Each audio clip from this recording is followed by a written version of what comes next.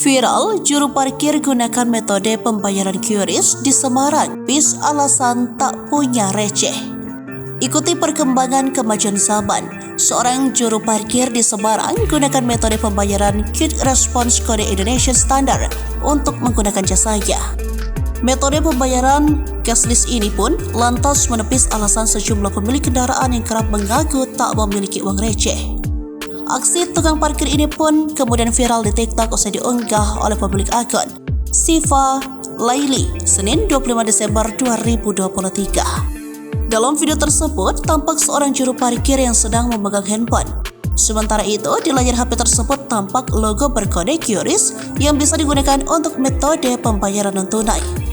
Pemilik kendaraan kemudian hanya perlu melakukan scan melalui sejumlah aplikasi dompet elektronik untuk melakukan pembayaran. Setelah berhasil, pemilik kendaraan kemudian hanya perlu memasukkan jumlah pembayaran mulai dari Rp2.000 hingga Rp10.000 untuk parkirnya.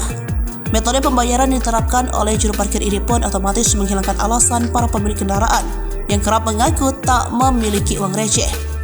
Hayo, sekarang udah gak bisa alasan uangnya cuma sisa 100, karena sekarang tukang parkir pakai QRIS, tulis sang pengunggah video.